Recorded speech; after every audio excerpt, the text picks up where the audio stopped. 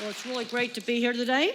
Got lots of things to talk about today in a pretty short period of time.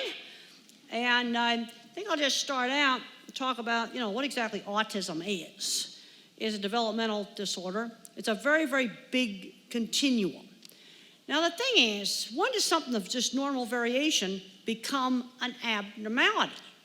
For example, people with bipolar have more siblings in creative careers, and people with autism have more relatives in technical careers. If we got rid of all of the genetics that makes autism, well, you wouldn't even have any computers. You wouldn't have any electricity. Who do you think made the first stone spear? It wasn't the social yakety-yaks around the campfire, that's for sure. See, the thing is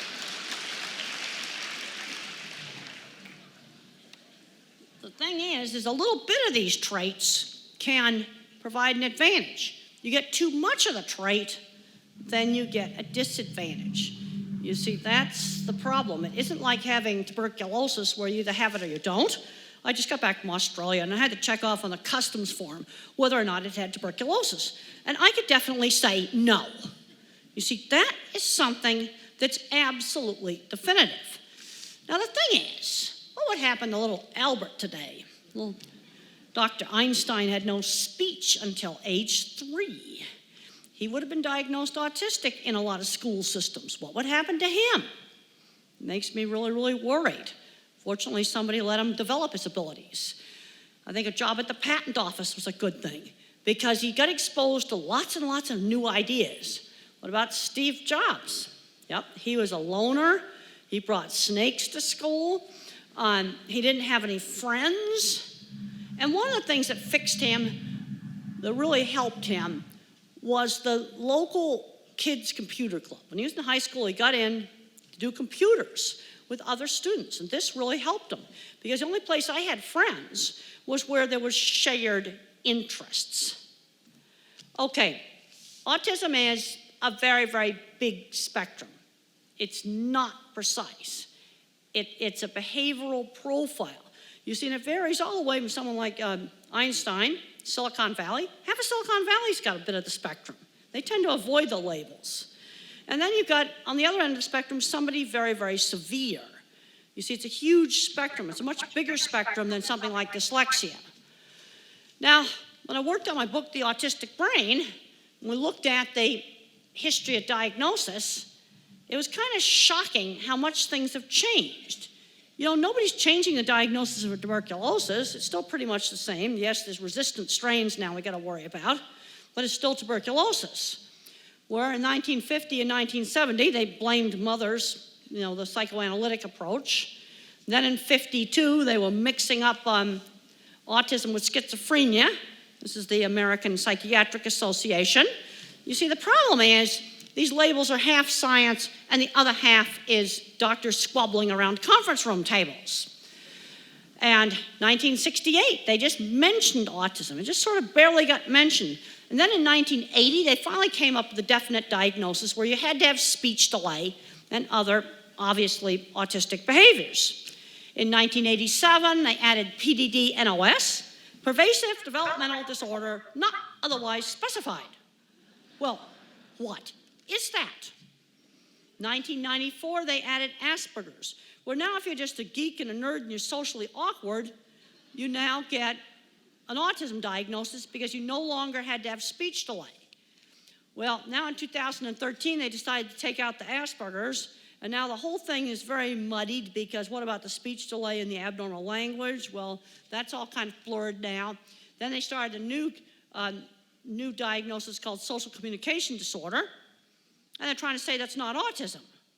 Well, what do you think the core problem is in autism? It's socially awkward. It's sort of like you take out some social circuits in the brain, you end up with geek circuits to do all the fun geek stuff. Now, the genetics is complicated. It's not a simple thing. Lots of little tiny code variations involved with the DNA that's involved with the brain development. It's complicated. What people don't realize is only 2% or less of the DNA actually codes for proteins, makes the animal. What does the rest of the DNA do? Well, when I was getting my PhD at the University of Illinois, they used to think non-coding DNA was rubbish or junk DNA. No, it's probably the operating system. It tells the other DNA what to do. So when you fold the genome all up, coding DNA comes against non-coding DNA in some unknown pattern. And in my work with animals, I got a new edition now of my book, Genetics and the Behavior of Domestic Animals. It's a textbook. If it sells 1,000 copies, that's a bestseller for a textbook. And one of the first things in the first edition we looked at was how traits are linked. Now, the famous experiments by the Russian scientist Belyaev. And he wanted to breed foxes that wouldn't bite your hand off. So they selected foxes to be gentle, and they ended up with a black and white border collie fox dog. You see, coat color was linked to temperament. Yeah, traits are linked. Over-select for a single trait, you're going to have a lot of problems. And this article in Science and Nature, there were a bunch of articles on the ENCODE project. You know, somehow maybe there's some kind of mathematical relationship on how the operating system works. Okay, all you Aspie hackers out there, I challenge you. The ultimate hack is the non-coding DNA. I mean, why do you want to mess around with people's Visa cards and things like that when you can hack DNA? A lot more interesting and a lot more valuable. But the problem is, we don't really know how the operating system works. Okay, I like to look at variation in personality traits, sort of like a music mixing board or an audio mixing board. You know, you can make anxiety a little less, you can make anxiety a little more, you can make depression a little less, you can make visual thinking more or less, mathematical thinking more or less. These things are on a continuum. See, what the problem with top-down verbal thinking is once someone gets labeled autistic, there's a tendency sometimes to overprotect. You know, like say, oh, well, little Jimmy, you know, he's got Asperger's or autism. He doesn't have to order his food in the restaurants. I go, oh, yes, he does. And that's the kind of stuff that my mother always had me doing. I had to do stuff. She had me be a little hostess at her cocktail parties, so I'd learn social skills. Really important stuff like that. Now, being a visual thinker was a really big asset in my work designing equipment. And this is actually a curved round crowding pen going up to the chute to go in one of the beef packing plants that I worked on. And when I design something, I can test run it in my mind. Now, if you want to see how this works, you can go on YouTube. I have a video called Beef Plant Video Tour with Temple Grandin. Then you can see how it works. Now, people always ask me, do the cattle know they're going to get slaughtered? Well, I had to answer that question. And I found they behave the same way at the slaughter plant as they do in the veterinary chute. Yes, there's some stress, but if they knew they were going to die, they should be jumping out, and they usually are not doing that. Okay, I used to joke around that I had a huge visual thinking circuit, a big graphic circuit in my brain. And it turns out that I do have a pretty big circuit in my brain for visual thinking. This goes all the way back into the visual cortex. It's probably in the top 25%. And when you're a weird nerd and you're trying to get your business started, I found nobody wanted to talk to me. But when I showed them my drawings, they went, oh, you did that? Well, then I got respect. You see, I started out my business freelance, one little project at a time. And one of my big concerns, where you've got kids labeled dyslexic, they're labeled ADHD, they're labeled mildly autistic, Asperger's, is I'm seeing too many smart kids that are way less severe than me, and they're not going anywhere. They're getting addicted to video games. They haven't learned job skills. Around age 12, boy, I wish the paper routes were around. Well, let's find a substitute for paper routes, things like walking dogs for the neighbors. How about working on a neighborhood website, something like that? They've got to learn how to do work. And there's a scene in the HBO movie where I walk up to the head of the farm and ranchman and I get his card. I actually did that. You know, I started out one little freelance article at a time, one little project at a time, building up a freelance business. In fact, I know a lot of people out in the meat industry that are mildly on the autism spectrum in good jobs, like they run the maintenance engineering shop at a large plant. Start out entry level, then work up.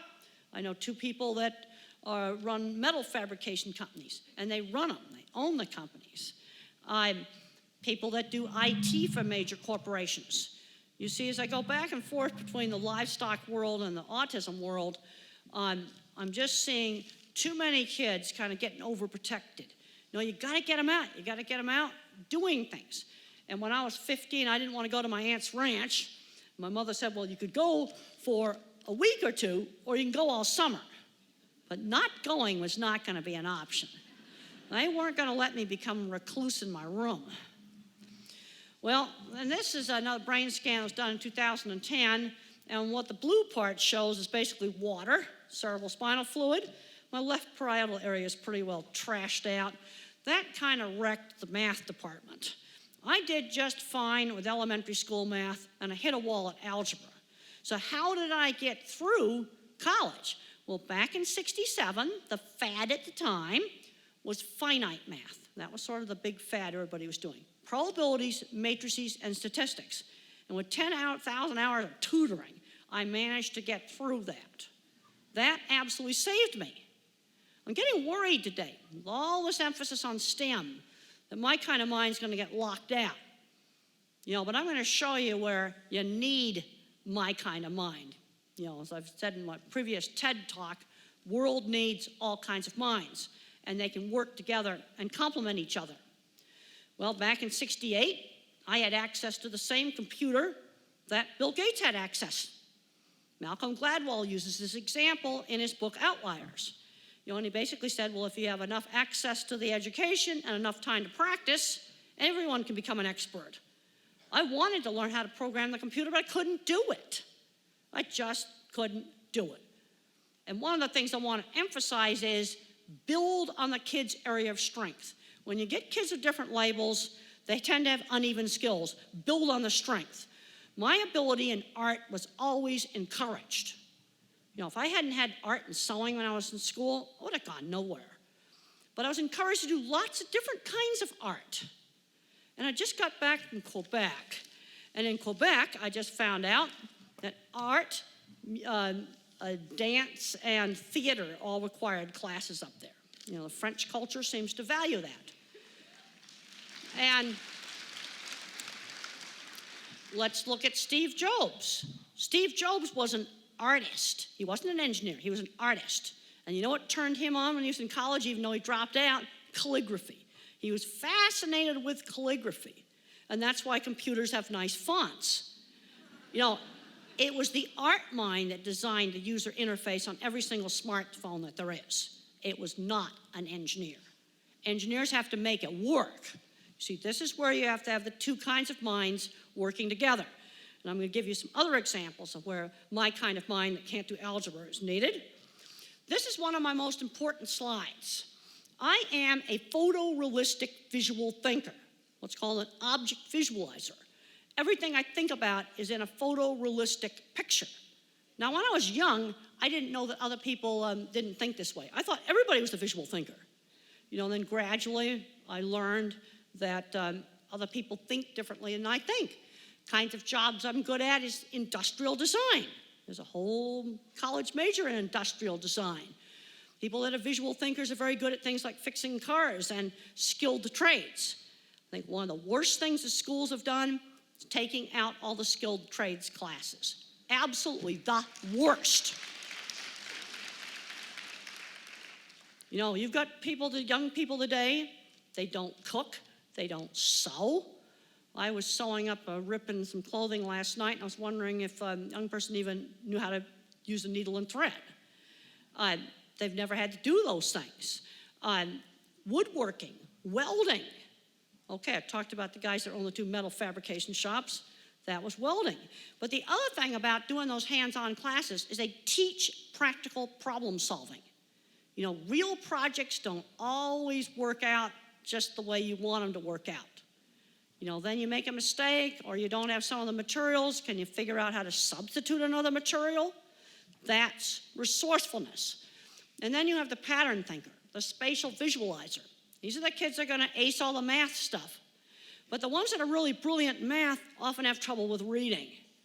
And I'm seeing some very bad situations where I see a kid who's a little brilliant mathematician in the 3rd grade, and they're making him do that baby math over and over again. Well, you'll just end up with a behavior problem. If he can do the high school math, let him do the high school math. Also, we got to get a lot more into what are they going to do when they grow up. And in my autistic brain book, I discuss all these different kinds of minds. Then you got the verbal facts thinker. These guys, they're very good with anything with words. They understand words. And obviously, most so-called normal people are mixtures of these different kinds of thinking. Now, we need to have evidence today that this is not just some nonsense that I've made up. And the Autistic Brain Book has got all the references for the evidence of the 2 types of visualized thinking. You know, that there's the object visualizer and then the more where you are in space. See, in your brain, you got circuits for what is something. That's my kind of mind. Another kind of circuit is where is something? Where are you located in space? That's the mathematician mind. And there's also some PET scan studies that show that this actually is real. And I found these studies while surfing one night on the internet, 2 o'clock in the morning. I found these studies. They were kind of hidden away. You know, there's sort of this bias that everybody is exactly the same. Now, there's a big amount of brain plasticity. There's a big bunch of people in the middle range. Yeah, you practice enough, you can get really good at a lot of different things. I wasn't very good at public speaking to start with, and I walked out of my first graduate school talk. You know, I think I've come a little bit of a ways since then.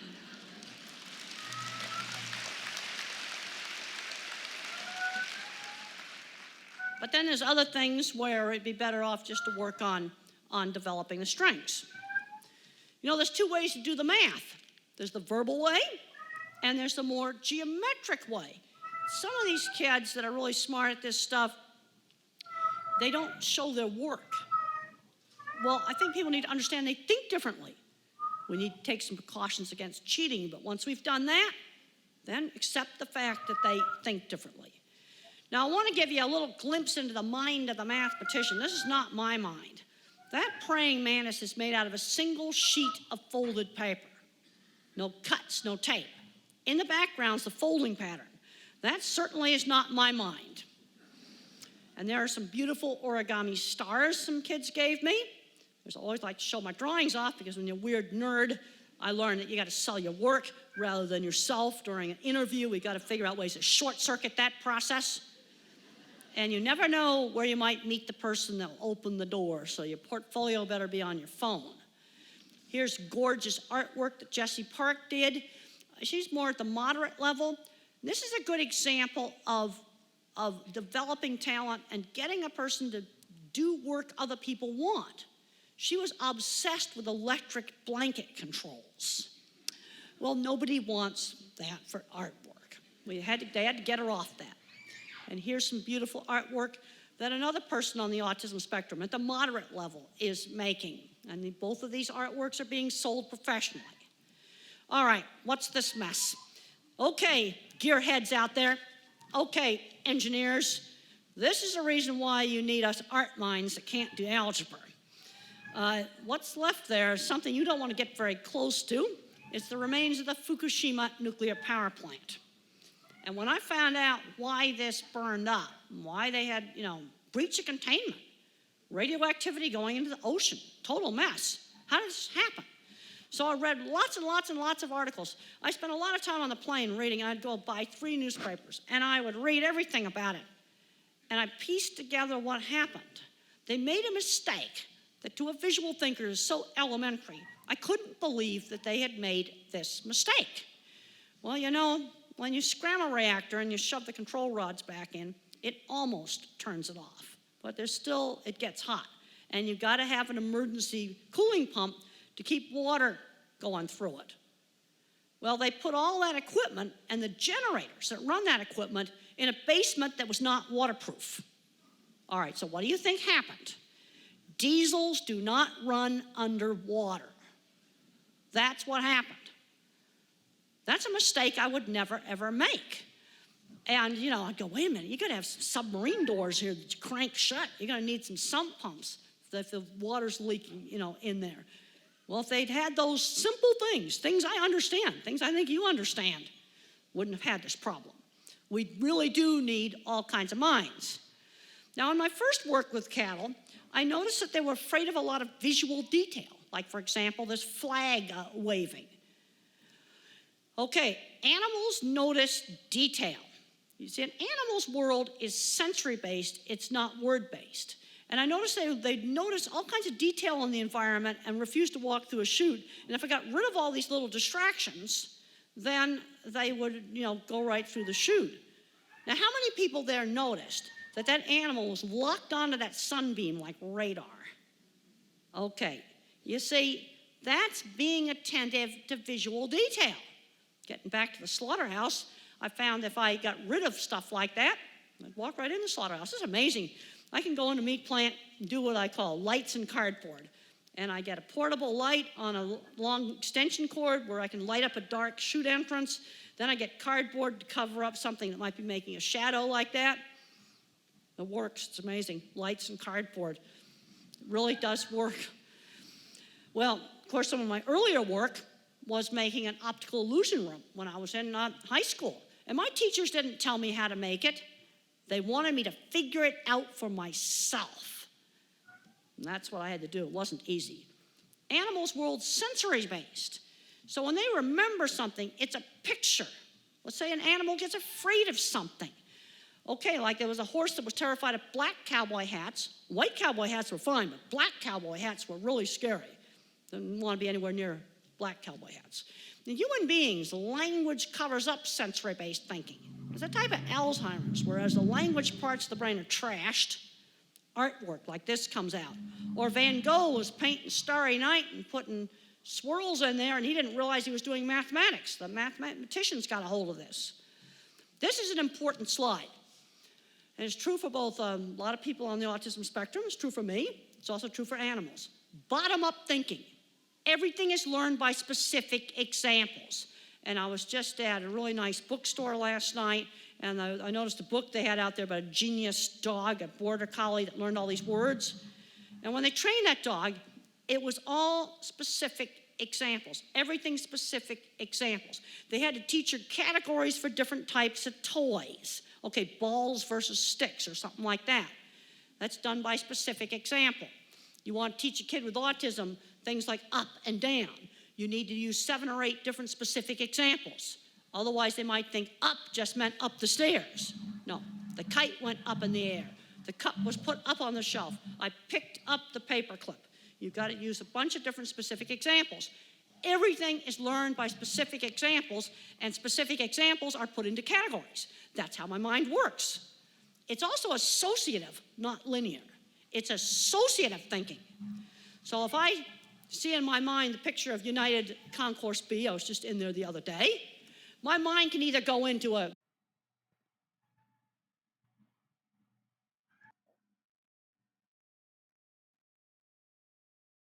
glass structure category or an airport category. You see, my mind works like Google's search engine. And I'm going to show you a brain circuit that I've got that's going to explain that. And there's no generalized pictures of any of these things. It's all specific. It's what's called bottom-up thinking. We need a lot more bottom-up thinking in government policy. That's something we really need.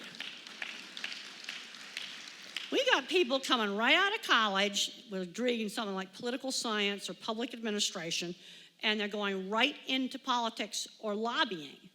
But they have no practical experience with any of the stuff that they're legislating or lobbying about.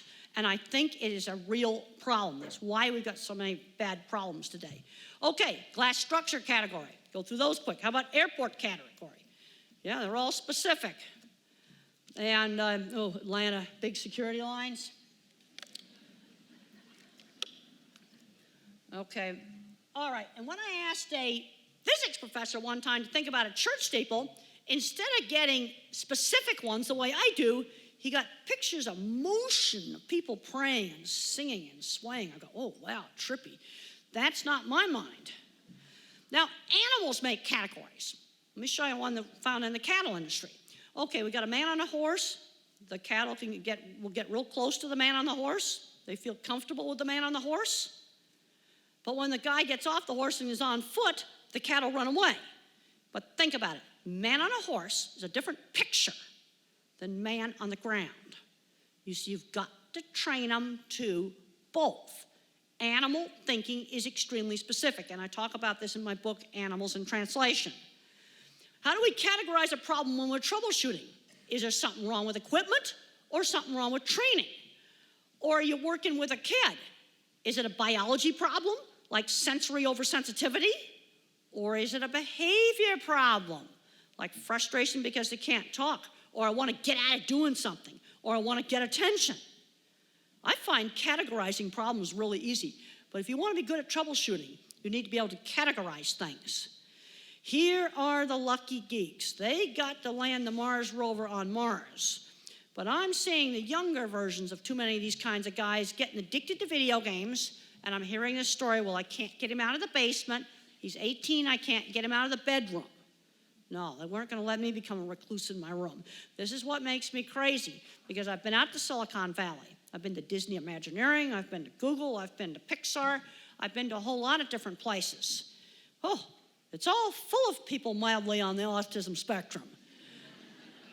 You know, all kinds of people there. Some of them older people. Now, where a diagnosis later in life can be helpful is in understanding relationships.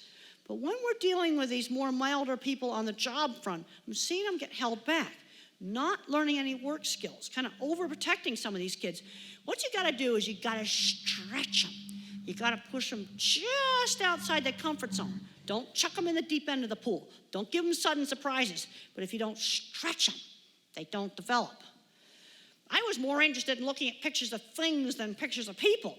But we need people interested in things. After all, Tesla, who invented the power plant, probably was autistic. You gotta stretch them. Mentors. I had a fantastic science teacher. You know, you gotta expose kids to interesting things to get them interested in interesting things. If I hadn't been exposed to an optical illusion room, I would not have gotten interested in it. You know, sort of imagine their heads got like an empty internet, and you gotta fill it up full of web pages. You gotta get out there and show them interesting stuff. Kids today don't just play together and make up their own games. You know, you gotta learn how to negotiate. When I was a little kid, we did lots of stuff with turn taking. These kids have got to learn how to take turns. Wait and take your turn. My ability in art was always encouraged. We need to get a lot more emphasis on building up areas of strength. And then you go, well, what about the school requirements? I'll tell you right now, there's a lot of industries with no barrier of entry. Oh, oil industry screaming for certified welders right now. You want to get to run 5 oil rigs. You're a really nice 26-year-old guy that likes to drink Coke in his hotel room instead of getting blasted on beer, and you do a job for like 7 or 8 years, you'll run 5 oil rigs. I mean, there's a lot of industries out there where there's absolutely no barrier of entry. Oh, the computer field is definitely one of those industries. You show off a good portfolio of all your programming, you're in. You know, industrial design, all kinds of stuff like that. Okay, great online resources, Khan Academy, Udacity, free programming classes. If that kid wants to spend 8 hours a day learning programming, he can do that. Wants to learn how to make video games. Code Academy, I didn't put down Code Academy. Another free programming. Coursera, free courses in every field, lots of humanities classes, but you've got to do that as a college course. You know, it's not at your own pace. There's a lot of great free stuff on the web. Now there's one of my designs in Google SketchUp. SketchUp is free software. Well, let's get kids together that are kind of different and have them in a SketchUp club. And then they can get to print their creations on a 3D printer, which makes their creation out of plastic resin. Well, 3D printer is a mechanical device. This is where electronic interfaces with the real physical. And you don't do things right, it'll print you a pile of goo rather than printing your thing. You know, it is interacting with the real world. You know, but getting back to making things, I was very disturbed today to look in the newspaper, the Chicago Tribune today, and they had Estes model rockets already pre-made. I was an Estes model rocketer when I was a kid, but we had to build our own rockets. We had to make them. You just got cardboard tubes and balsa wood, and you had to build them.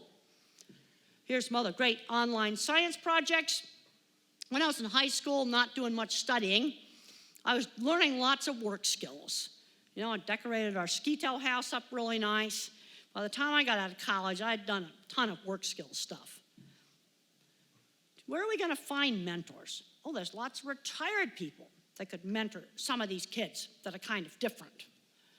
I'm really concerned our educational system's failing to stimulate some of especially the more art type of thinkers like me.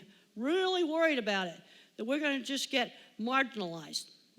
But the thing is, the mathematician minds need us. Let's look at another big, gigantic engineering mistake. Airbags that killed babies and young children. Well, there's no way I would have made that mistake. That was an example of blindly following a specification that the airbag had to restrain an adult man with no seatbelt.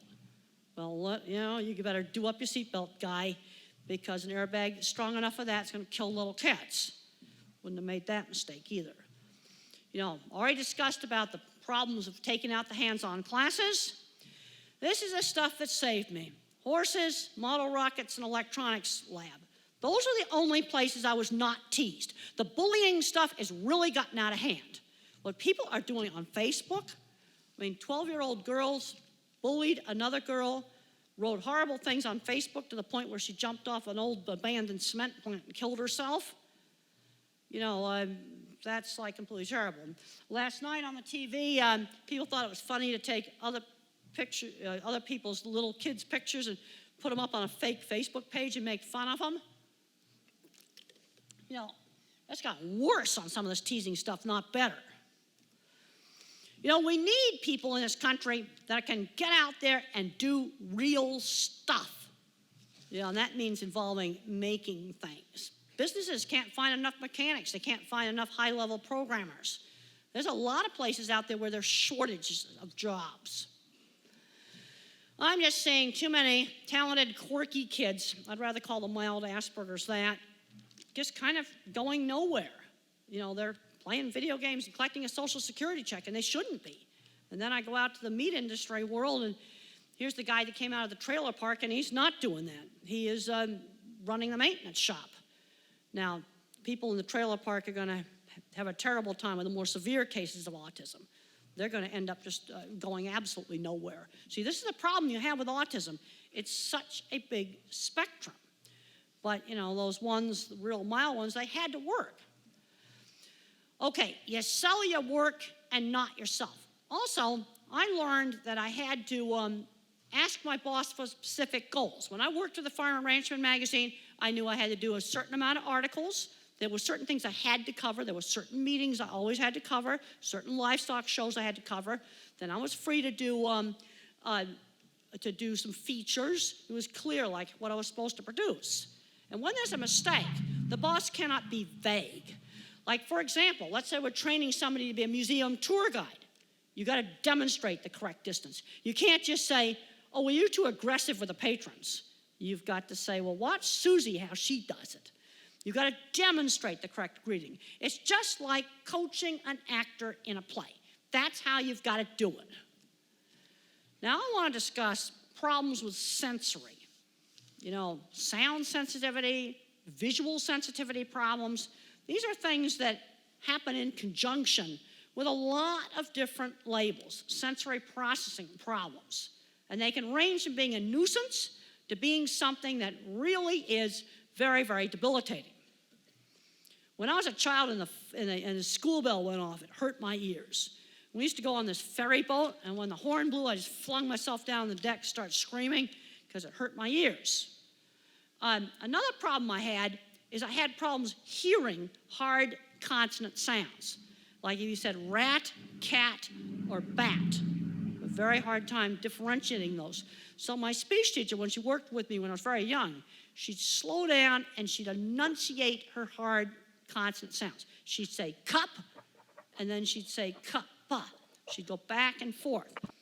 And I was the kind of kid that in the 50s used to just get put in an institution, because when I was 3 years old, I had absolutely no language at all. Okay, done some brain scanning with Walter Snyder at the University of Pittsburgh, and this is a circuit for speak what you hear. The speak what you hear circuit. This type of scanning can track fiber bundles in the brain. They're sort of like cable bundles that connect up all the different parts of the brain. Now that is a cable bundle that goes from the language motor area down to the visual cortex for speak what you see. This is mine. And all those different bushes, you can see there that they've actually cut off the ends of the bushes because they go all over the brain. And basically the way my mind works is I have a language-based visual search engine. In other words, you can put keywords in and it pulls up all kinds of other, all kinds of pictures. Now the thing is, there's still a continuum here. You can see that the normal circuit has got a few bushes on it. At what point do extra bushes become an abnormality? Okay, there's no black and white dividing line. Now the reason why this scanner was developed was it's all funded by the Defense Department to look for head injuries in veterans. Now if you have a head injury, these bundles will be ripped and they look like spaghetti bundles where you twist it and break half of them. And it's like, oh man, you go, this guy's in trouble. But when it's a developmental abnormality, at what point are more bushes abnormal? It's not clearly black and white. Now, the price I paid for all those bushes, which I think have a lot to do with visual thinking, I have less bandwidth for speak what I see. I had trouble getting my speech out. Getting speech out, that was really, really, really hard. But I had bandwidth. Okay, getting back to the Malcolm Gladwell thing. Well, I got a few fibers there, so they were able to, maybe expand those, and I could do, if I learned how to talk. Another problem that happens lots of times in autism is attention shifting slowness. It takes longer to shift back and forth. And this is why I didn't want the photographers down there in front of me, because, okay, I see them move down there, shifts my attention, and then I just lose my train of thought. Some kids, when they go to read, the print will jiggle on the page. And this doesn't explain all reading problems. Maybe it only explains 10% of reading problems. But I'm finding that about 1 out of 50, the so-called normal population, has this problem. See, in the back of your head, you got circuits for shape, color, and motion. They got to work together. Something's wrong with how those circuits work together. Sometimes some very simple treatments will work for this. Things like pale pastel paper. Get away from fluorescent lights. These are the kids that can't tolerate 60-cycle old-fashioned type fluorescent lights. Things like a checkerboard pattern on the floor will drive them crazy because they can kind of see it doing this. Colored lenses sometimes help some of these kids. Well, there's my head. All right, that is the connectome. Hopefully there's some gray matter in the space there, I hope.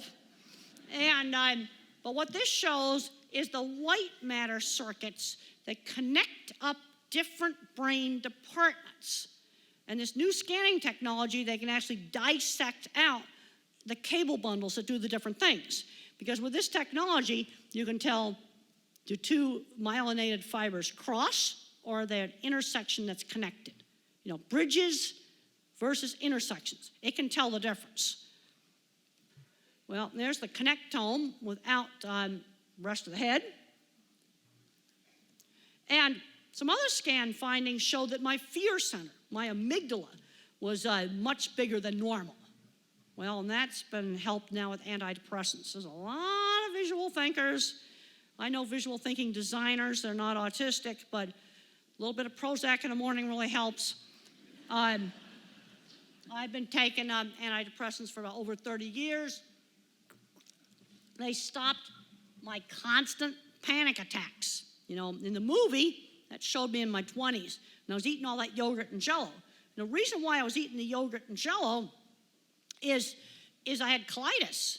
And when I went on the antidepressants, the colitis kind of got cured. It made the colitis stop. But you got to use really low doses of antidepressants. Otherwise, you're going to have problems. Okay, here are some accommodations for the workplace. Getting rid of 60 cycle fluorescent lights. I need a quiet place to work. There's some individuals may need frequent breaks. Also, no sudden surprises in work routine. And I still can't stand scratchy clothes. And I have found that some cotton itches and other cotton does not itch, and I really don't know why. Now, I had a terrible time in a regular large high school, and I was kicked out for fighting in 9th grade, for throwing a book at a girl who was bullying me. She called me a retard. And then I went away to special boarding school for gifted kids with emotional problems. You gotta remember, this is 60s. This is 60s, you gotta remember that. And I got in some big serious fist fights, and they took horseback riding away for a while. I still could clean the horse barn, but I just couldn't ride them. And I switched from anger to crying. It's okay for geeks to cry. It's okay for boys to cry. NASA space scientists cried when they shut down the space shuttle, and they did it on 60 Minutes. You know, you can go and look that up. You know, looking at some of these things, we got to get a lot more resourceful on how we deal with these kids. You know, let's think about these girls that wrote the awful things on that Facebook page like drink bleach and die. That was one of the things they wrote on this other girl that commits suicide. That's the printable stuff. The other stuff they wrote is not repeatable. Okay, so they're putting a felony charge on these girls. A better thing to have done, they're 12 and 13 years old, a better thing to have done would be to pull them into a big meeting, maybe with the judge, the prosecutor, the police, school, parents, you know, religion, you know, the priest or rabbi or whatever, all together, and the prosecutor's there saying, well, I can sign this form, you know, wrapping you with a felony, or you are banned from social media until you're 18, and you're going to be doing a lot of community service, especially with people that have been bullied. And that would be a more constructive way. That would be the take a community way, using a community to work with them. And I've read some interesting stuff on getting, you know, gangs cleaned up and stuff by taking this kind of approach. Okay, you know, now you have a family member with severe autism. You see, this is the problem. If you have very severe autism, even with good treatment, you may not be able to do normal activities. You can't go to a football game. You can't go to the supermarket without there being a tantrum from sensory overload. That's really stressful for the family. You know, and we've got to get supports for those families. One of the things we got to do, we need to do this in everything, is getting people out of their silos. You know, one of the problems with the government agencies, they don't communicate with each other. People have got to get to where they start communicating with each other. And then I got to show some pictures of this because we're building a new therapeutic riding center at CSU. We'll show that. And there's a website up there because we got to raise the money to build this. And because the states have cut back all the budgets now for every state college everywhere. And since I'm an ag, this state right here cut all the budget for Future Farmers of America program, which is an ag program for high school kids, which is just terrible. Because for some of these kids that are kind of quirky and different, that's the greatest program. Learn how to fix tractors, learn how to weld, you know, and everyone needs to eat. Okay, now we've got enough time here to do questions. I'm supposed to save 15 minutes for questions, and I can go until 4 minutes after 12 because I'm allowed exactly 1 hour. Okay, they've got, oh,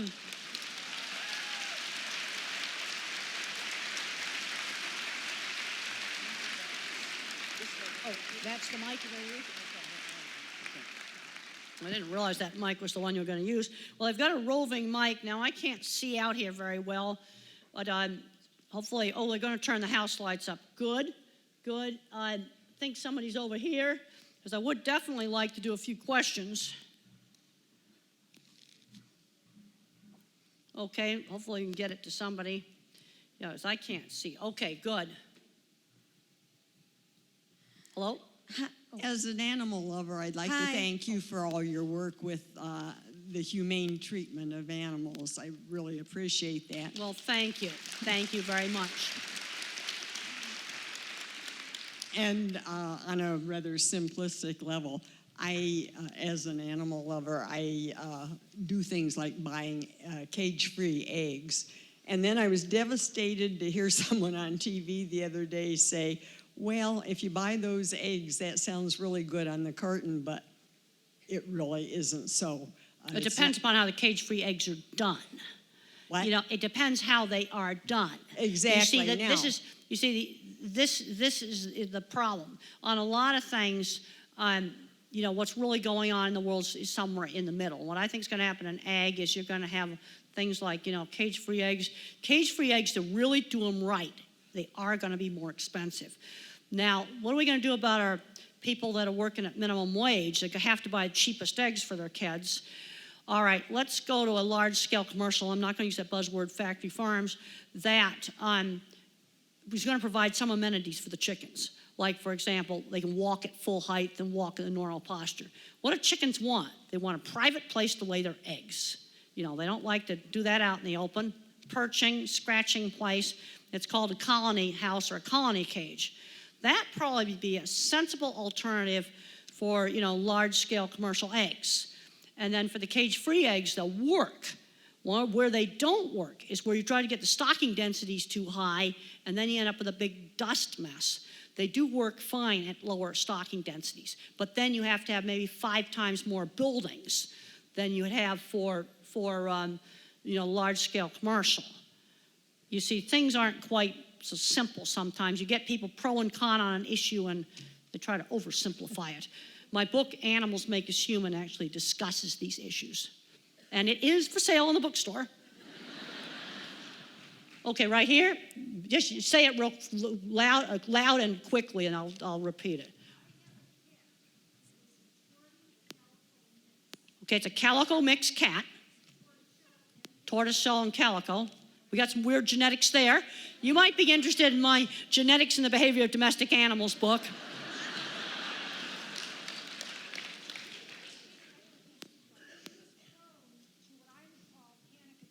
The cat gets panic attacks. She's very easily overstimulated. I can't tell what is overstimulating her and what isn't. You have to be so careful. Okay, the thing is, now this also ties into some autism stuff. You got a cat that gets overstimulated, and what does it do when it gets overstimulated? She can, for no apparent reason to me, I can be holding her and she'll suddenly scream and literally I think jump. you've got a psychomotor epilepsy there.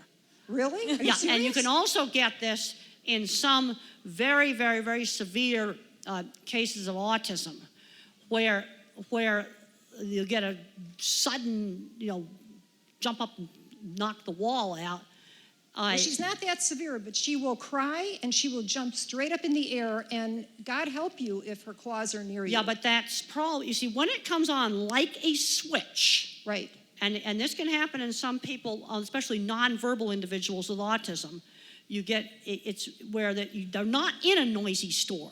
They're in a quiet place. You know, now if they're having a meltdown in the middle of Walmart, that is just plain sensory overload. In fact, that's a really good way to tell if someone on the spectrum is really sensitive. But when it's something out of the blue like this, and the cat's in a quiet place and then just does that, that's probably a psychomotor epilepsy that is treatable with standard epilepsy drugs used for humans. You need to find a veterinarian that's skilled in using those drugs in your area. Thank you. There's a book by Karen Overall. It's a little outdated now, but it's available on Amazon on medications for animals. Karen Overall, spelled like overalls. I don't know if she's updated it or not, but that sounds like a typical psychomotor epilepsy. And if you get something like that similar in a nonverbal person, it's treatable with epilepsy drugs. Thank you so much. Temple? Oh, Dr. Grandin, hi. I'm over here. Okay, I can't tell which way the sound's coming from. Anyway, I'd like to talk more about the parent over hovering over an autistic child. Okay, good. I'm trying to find a reasonable balance for my 17-year-old daughter. I wanted to know, do I go get her a job? Does she get herself? Oh, you need to grease the job. You need to grease the skids some. My mother, when I was 13, saw a house where a lady did freelance sewing out of her home, just in the neighborhood, and she went in, talked to the lady, explained the situation. I now had a little volunteer job 2 afternoons a week, taking apart dresses and hemming them. And she liked me so much, she started paying me. You know, my mother set up the ranch stuff. No, you need to set up some things for your 17-year-old daughter. Okay, first of all, what is she good at? This is a subject that really like to talk about? What's she good at? I'm actually struggling with that, but she goes to a regular high school, and What is her best class? she loves the anime club. Anime club. Well, first of all, we need to get the art ability more broadened. She's taking graphic design in She's school taking as graphic well. design. The second level, so she's already passed the first So level. she's really good at art stuff. Well, how Right. about working on a neighborhood newsletter? How about She's working on? actually interested in doing yearbook. Okay, good. Let's encourage all that kind of stuff. But if she hasn't had any job at all, you need to set up some job. It Right. could be something like, Correct. helping at the farmer's market every weekend. You help set the tents up. Doing something in the park with some children's program, or just find stuff in the neighborhood. And it can be volunteer stuff. That's fine. But she needs the discipline of a job. Okay, every Saturday afternoon at 2, you're going to help old Mrs. Jones get her groceries. You just set up stuff like that. Okay. Okay. Thank you. Hello, I was wondering how you feel about mainstreaming of all different kinds of minds in the same room. Do you think that Well, it all depends upon the particular situation. Right, but do you... Don't get too top-down thinking on that. Right. That's something that gets a lot more specific situation. Now, I generally, with little kids, want to see them mainstreamed into a normal classroom. But let's go back to a little math genius. Well, Right, if he so can he do, should be if given he the can do opportunity, college right. math in 3rd grade, you Right. get a laptop loaded with college math software, and you bring it down to the 3rd grade classroom, because I want the social of the 3rd grade. But you don't make them do the baby math. Right. So different minds should be able to be trained in different ways. And sometimes in the same room. Oh, that is- definitely they can be trained in the same room. Sometimes in the same room, that is just frankly too much for And the sometimes teacher. it doesn't work. Right. I talked to a very nice teacher who was in Colorado. I talked to her about half an hour about a student she had. It was a nonverbal student who made a lot of very disruptive noises. He was not able to participate in the class at all. That was not working. But then there's other situations where that nonverbal student may be working just fine. I also get asked all the time about public versus private schools and all that stuff. I said, I don't even want to hear that. I have found as I travel around, there's so many things depend on the particular people and the particular situation and how the parents and the teachers get along. Parents and teachers have got to be on the same wavelength. I cannot emphasize that enough. When I had a tantrum at school, the penalty was no television that night. That was the penalty. That was the rule, whether it happened at home or it happened at school. Now, I was not punished for flinging myself on the deck of the ferry when the horn went off, because that was strictly sensory overload. But we've got to get them on the same page. What I don't want to see, I'll tell you some things I don't want to see. I don't want to see a smart 4th grader that's fully verbal put into an autism class mostly with nonverbal clients. That I don't want to see, because then that Asperger ends up going nowhere when maybe he ought to go to Silicon Valley. See, this is the problem we've got with autism. When the kids are very little and you have speech delay, they all look the same. You work hard on early intervention, really, really hard. And any kid that's not talking at age 3 needs to be in an early intervention. The worst thing you can do with those kids is do nothing with them. And when I get down south where there's no services at all, I say you got to go to your church group, you got to go get students, you got to get someone to work with these kids. Okay, then when you work on them, you kind of diverge into kind of 3 groups. A real high-end group, maybe really math geniuses, art, stuff like that, but they have some skill deficiencies, could go into a high-level career. There's kind of a moderate group, and then there's a group that does not become verbal, and is definitely going to have to live in a supported living situation. See, this is the problem. How did such a broad thing get all called autism? Because when they were 3, they all looked the same. When they're little kids. And then the Asperger's thing, that had no speech delay, but now they've merged that in, now it's gotten even broader and more murky. Hi. Okay? Yep, I'm right here. Okay. On your right. You see, I can't tell where the sound's I'm right in coming from. between the opening. Okay. My name is Mandy. I'm a behavior therapist and a graduate student in psychology. First, I just want to say thank you for all that you've done for the autism community. And so my question is, you've talked a lot about how being a visual and pattern thinker and developing that strength has been really helpful for you. So I'm wondering how and when you figured that out and how you were able to communicate that to other people in your life. That's a really good question. My ability in visual thinking showed up around 3rd and 4th grade, 8 and 9 years old. You know, the drawings and pictures I made in kindergarten and first graders are just normal little kids' stuff. You know, sometimes these things show up earlier, but lots of times it doesn't show up that early. Now, first of all, the kids that are the visual thinkers like me usually are really good at art. That's your first tick off. Also gonna be really good with Legos. Okay, then your math kids. They're gonna be good at math. They also tend to be really good at Legos, but the little math heads have trouble with reading. That tends to be the pattern. And the word thinkers, they'll memorize every fact about whatever their favorite thing is, and that will show up. Sometimes they learn more than one language. There are some word math combinations that actually end up being good at programming. Now, in my book, The Autistic Brain, I fully discuss how the different kinds of minds work and provide scientific evidence for that. I work with both children and adults with autism, and especially a lot of the adults were really upset by the changes in the DSM-5. And these are adults that were Asperger's. That had previous Asperger diagnoses. So I was just wondering your opinion on the changes, if you think that they're legit, or if you think that there should be a separate Asperger's diagnosis. Well, you see, the problem is that, the science is kind of showing a continuum. I think as more work's done with brain scans and things like that, start breaking autism up into component parts. You see, the problems with with the face recognition, eye contact, a lot of that social stuff, that's the core deficit. Then you get into things like what kind of thinker they are. That's something different. I think one of the reasons for doing it was politics. They were trying to narrow the spectrum. But I think all that's happened is it's muddied the waters as far as I can tell, because now it varies a lot by state kind of what's happening. Some states are going to say it's got to be reevaluated. Others, they're just calling everything ASD, and it's sort of more of a big muddle. It's still kind of hard to tell exactly how it's going to work out.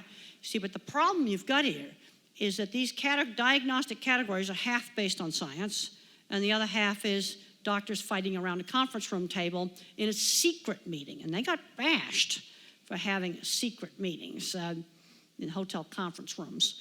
That's not how you're supposed to do science. As a scientist, it kind of rubs me the wrong way.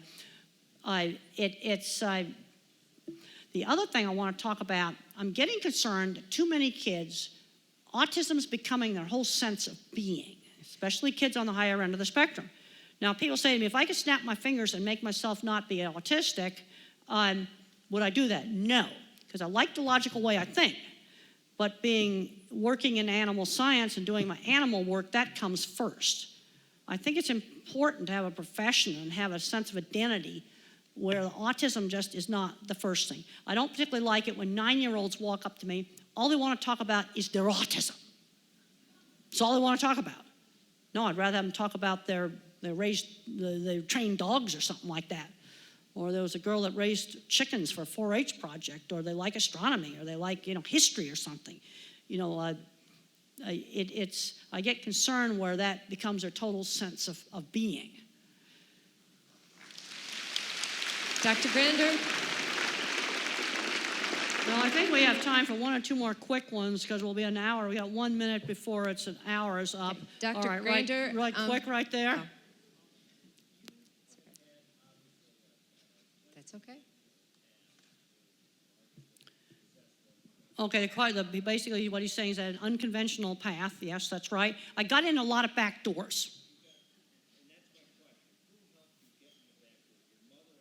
Okay, what happened with me, my mother got remarried. That brought the ranch into the family, and I got to go out to my aunt's ranch. But then by the time I graduated from Franklin Pierce College, with a bachelor's in psychology. Mother had worked on setting up a lot of job stuff. The sewing job, the ranch, an internship at a hospital that had autistic and emotionally disturbed children. You remember this is 60s. And a internship at a research lab where I had to share a house with another lady. That's stuff where she greased the skids and set it up. Then when I went out, but I also had been doing all these carpentry projects, and I'd sold a few signs. So when I went out to Arizona, I was in graduate school. Well, I went over to the Arizona State Fair and started painting signs for the carnival. I sort of had, that entrepreneur. I really did walk up to the Arizona Farm and Ranchman guy, and I got his card, and I told him about my master's thesis. You see, and that started out one little article at a time. This stuff I did on my own. Started out just one little thing on its time. And you see, then you start writing, and you write about a subject, then you start building up a reputation in that subject. Also, I figured out by the time I graduated that certain people could open the door. That's something that I've figured out. And you never know where those people are going to be. That's what I did. I'm so Okay. sorry. This is going to be our last question. Okay. All right. I don't know where you're at. I can't see you. Okay. One right here, there's some of the black. All right, or you can talk really loud. I'll try to repeat it. I just.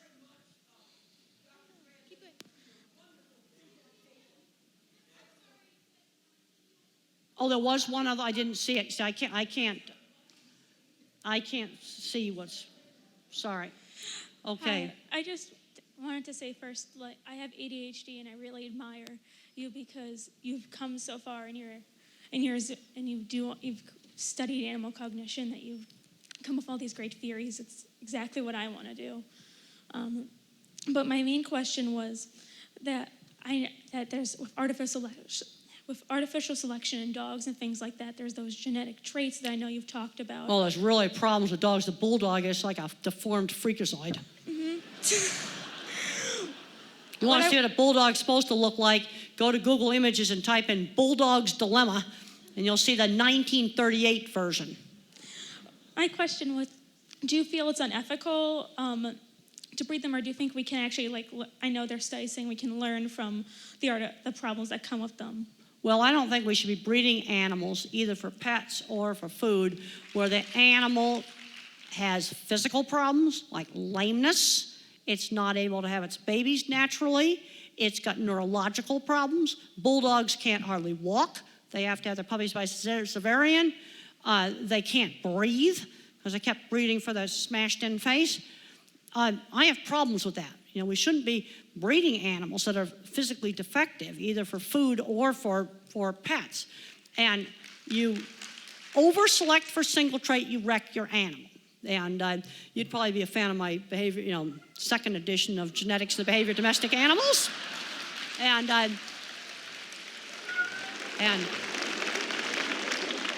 well, it can be ordered from any bookstore.